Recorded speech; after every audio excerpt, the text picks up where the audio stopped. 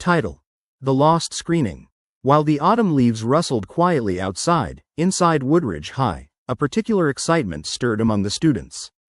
The annual film festival was on the horizon, and passionate cinephiles were eagerly preparing for project submissions.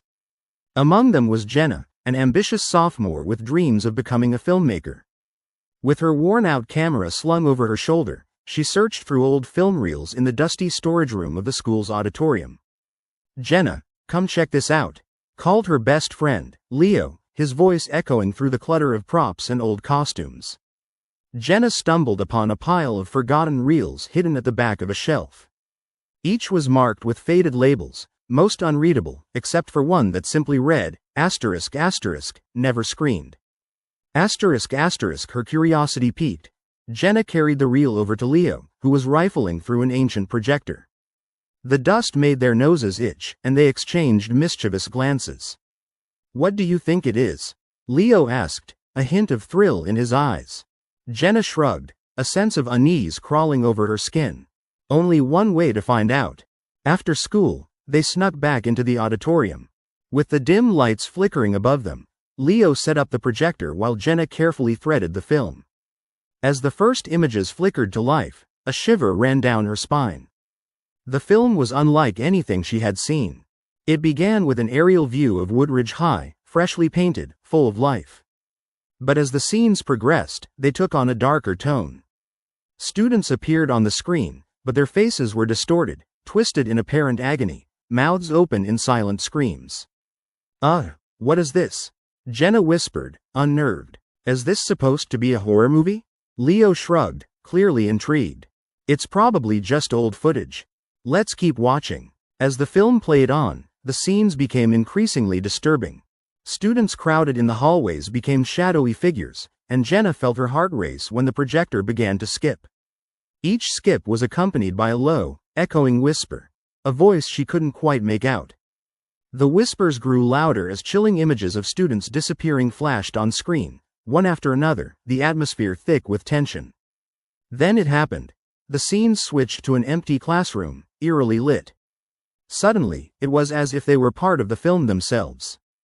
The very classroom they were in flickered into view, and the camera slowly zoomed in on the empty seats where they were sitting. Jenna gasped, her eyes widening in alarm. "Leo, this is really creepy. We should stop," she said, an instinct kicking in to run. But Leo was entranced, his eyes fixed to the flickering images. "Just a little longer," he urged, clutching the armrest as the film spiraled into madness. The whispers became clearer, urgent, pleading, warning.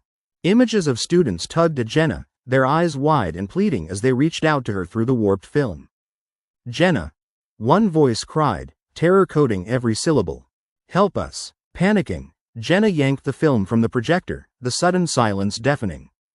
The room seemed to exhale, and for a moment, the eerie tension lifted. But the relief was short-lived. A low hum began to vibrate through the air, and the lights flickered ominously. Jenna and Leo exchanged horrified glances. "Did you feel that?" Leo asked, quaking slightly. Before Jenna could respond, the projector powered back on by itself. A new scene began, but this time it was in real time. The camera swung wildly, ultimately revealing the auditorium, their auditorium, just moments before. The realization struck them. The next scenes were playing out in front of their very eyes. "Jenna, we need to get out of here," Leo said urgently, panic seeping into his voice. They bolted, but as they turned to leave, the door slammed shut. The sound reverberated through the room, a haunting finality. The projector continued to flicker images of despair and horror, and then the whispers resumed, a cacophony of terrified voices echoing off the walls. "Help us, don't let it take you." The entire place seemed to close in on them. Shadows danced along the walls, growing longer, twisting into the desperate faces they had seen on the screen. Jenna felt fingers brush against her arm, cold as ice, and she screamed, racing toward the door.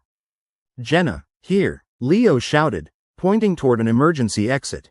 They barreled forward, slamming against the door.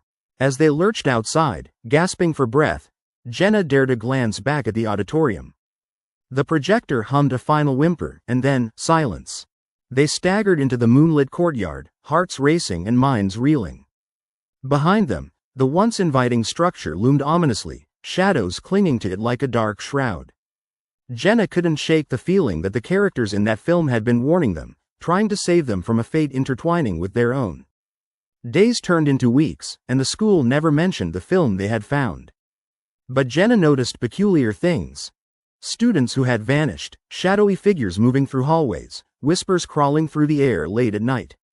The unearthed footage remained sealed, locked away in the memories of the two who had dared to screen it. Jenna learned the truth.